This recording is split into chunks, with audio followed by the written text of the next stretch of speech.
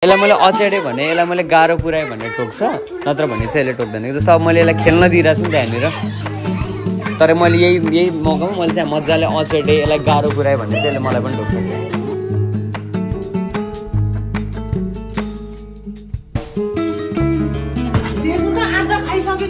हजुर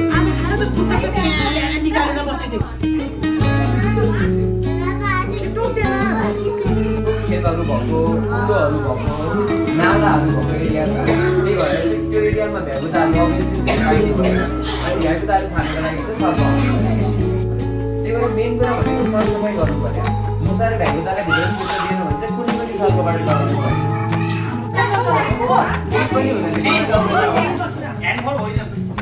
अहिले हात चाहिँ साबुनले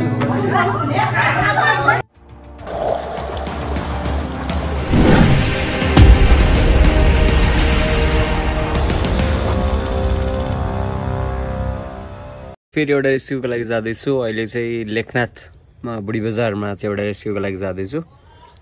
अनि ऱ्याडिस्नेक हो, भ्यागुता खाँदैछ त्यसले चाहिँ। सो म चाहिँ जाँदैछु। यहाँनिर मेरो टुल्स रेडी भइसकेको छ। त्यही हो।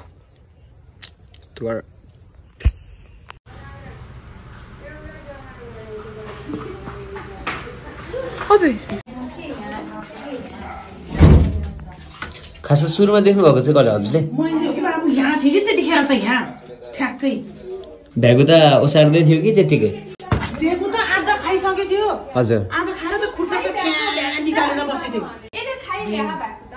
खाइसक्यो, उसको पेटमै छ। हजुर यतै कुनामा बसिरहेछ।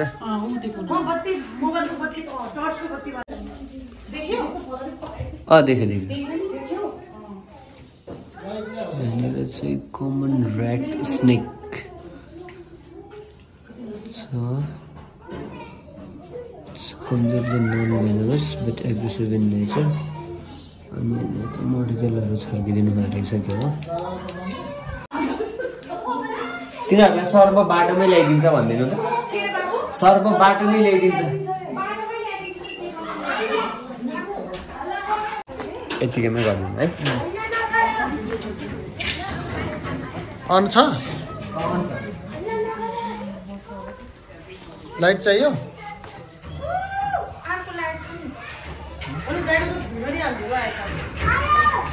अँधेरो आयो त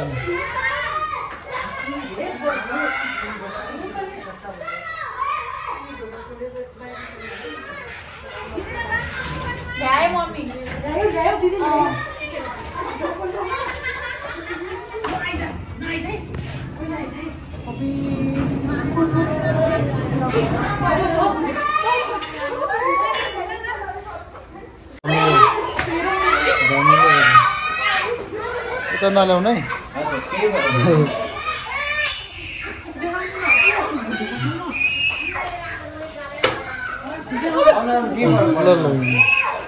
विषालु सर्प होइन, डराउनु पर्दैन।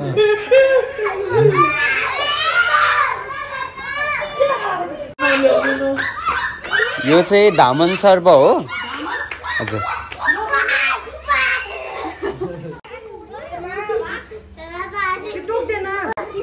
टोक्छ, तर अहिले उसँग तागत छैन, भर्खर खाएको छ। मैले हजुरहरूलाई भनेको थिएँ नि यसले खाएको छ, यो कहीँ जाँदैन भनेर। यो खाएपछि चाहिँ ऊ एक्टिभ हुँदैन क्या, ऊ निस्किन सक्दैन।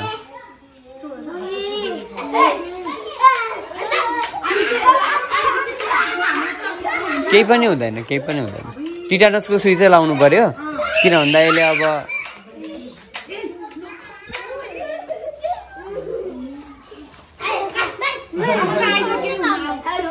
केही फरक पर्दैन, बाहिर आउँदा हुन्छ ढुक्क हुनुहोस्।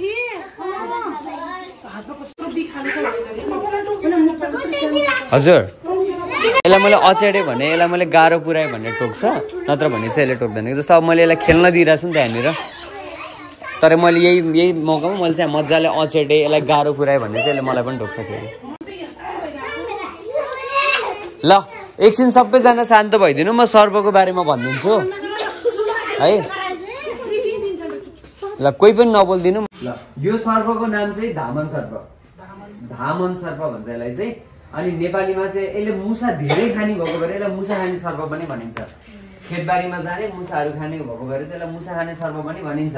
कतिपय ठाउँमा अझै यसको ठाउँ अनुसार फरक नाम छ क्या, तर सामान्य भाषामा भन्नुपर्दा यसलाई धामन सर्प मुसा खाने सर्प भनिन्छ।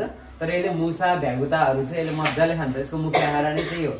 यो तपाईँहरूको एरियामा छ भन्नुको मतलब चाहिँ तपाईँहरूको एरियामा मुसा र भ्यागुता टन्नै छ भन्ने सङ्केत हो।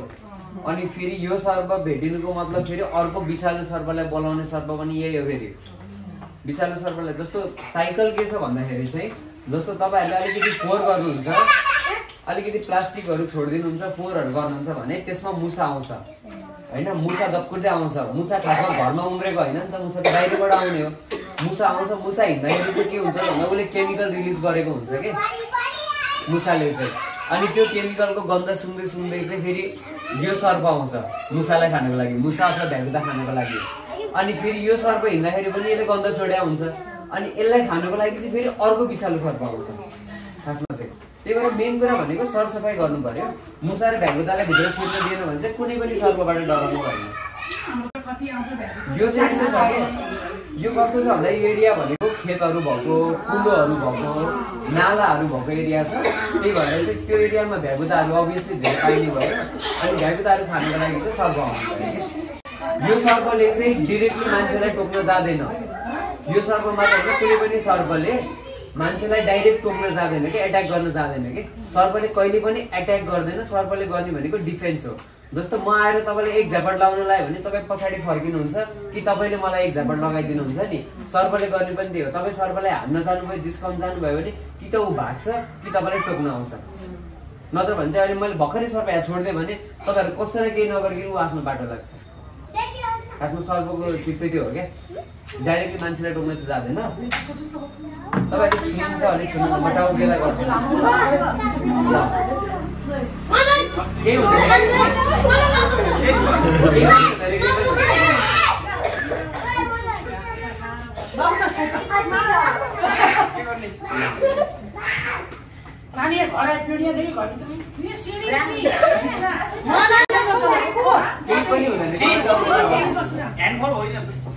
अहिले हात चाहिँ साबुनले धुनुपर्छ।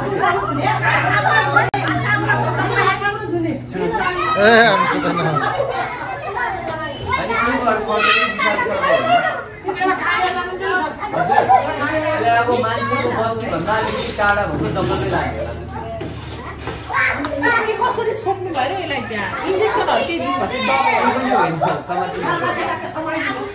यो खाएको छ त्यही भएर बढी एक्टिभ नभएको हो, नत्र भने एकदमै एग्रेसिभ हुने सर्प हो। खाएको छ त्यही भएर।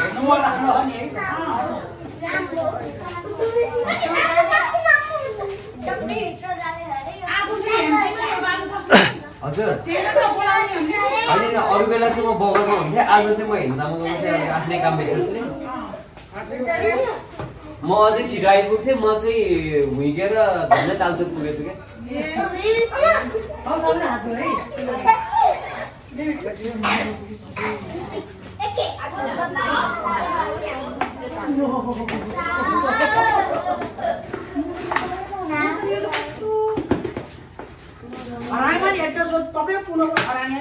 यति भएपछि उसले आफ्नो तरिकाले एडजस्ट गर्छ क्या डबलमा चाहिँ। तपाईँहरू चाहिँ सर्पदेखि डराउनु परेन। यो सर्प चाहिँ एकदमै अब बाइचान्स अरू बेला सर्प देख्नु भयो भने सुन्नु है, सुन्नु ल एकैछिन ध्यान दिनु है। बाइचान्स अरू बेला सर्प देख्नु भयो होइन, म आउन भ्याइन, म आउन मिलेन, सर्प देख्नु भयो कतै भने चाहिँ पहिला तपाईँहरूले नोटिस गर्नुपर्ने कुरा भनेको सर्पको शरीर र टाउको होइन। जुन सर्पको शरीरभन्दा टाउको सानो हुन्छ नि त्यो सर्प चाहिँ अभिषालु सर्प हुन्छ। त्यसले टोकेर केही पनि हुँदैन। जुन सर्पको चाहिँ शरीर र टाउको एउटै साइजको हुन्छ अथवा शरीरभन्दा टाउको थोरै ठुलो हुन्छ अथवा टाउको चाहिँ यो ट्रायङ्गल जस्तो हरियो सर्पको देख्नु भएको छ नि हो त्यस्तो छ भने चाहिँ फेरि विषालु हुन्छ। अब जस्तो यहाँ अहिले सर्प देख्नुभयो अनि तपाईँहरूले देख्नुभयो, तपाईँहरूले देखेपछि अब यहाँ हल्ला भयो अभियसली होइन, सर्प सर्प भन्ने भयो। अनि उसले चाहिँ खाएको पनि थियो, ऊ डराएर त्यहाँनिर बस्यो। अब आज रातभरि तपाईँहरूले यत्तिकै छोडिदिएको भए चाहिँ यो सर्प कति बेला निस्केर जान्थ्यो तपाईँहरूले थाहै पाउनुहुन्थेन। उसलाई के हुन्छ भन्दाखेरि उसले कानले सुन्दैन, सर्पले कानले सुन्दैन है। गरुड गरुड भनेर भाग्छ भन्छन् तर कानले सुन्दैन सर्पले है। सर्पको हो कस्तो भयो भन्दाखेरि कस्तो भयो भन्दाखेरि चाहिँ सर्भरलाई आफ्नो ठाउँमा राख्नु पर्यो कि तपाईँ नयाँ ठाउँमा खाना खोज्दै हिँड्नुभयो पुग्नुभयो अनि खाँदा खाँदै तपाईँलाई अब नचिनेको मान्छेहरूले घेर्यो तपाईँ बोल्नुभयो भने तपाईँलाई समात्छन् कि पिट्छन् बोल्नु भएन चुप्प लाउनु भयो भने चाहिँ बरु जान्छन् भनेर चाहिँ तपाईँ चुप्प लाएर बस्नुभयो अब यो माहौल शान्त भएपछि चाहिँ भाग्छु भनेर तपाईँ कुर्या हो क्या तपाईँले सर्भरलाई आफ्नो ठाउँमा राख्नुभयो भने चाहिँ उसले गर्नु खोजेको त्यही हो हजुर आँखा देख्छ अनि जिब्रोले अनि यो तलको उसले चाहिँ सेन्सेसन कम्पन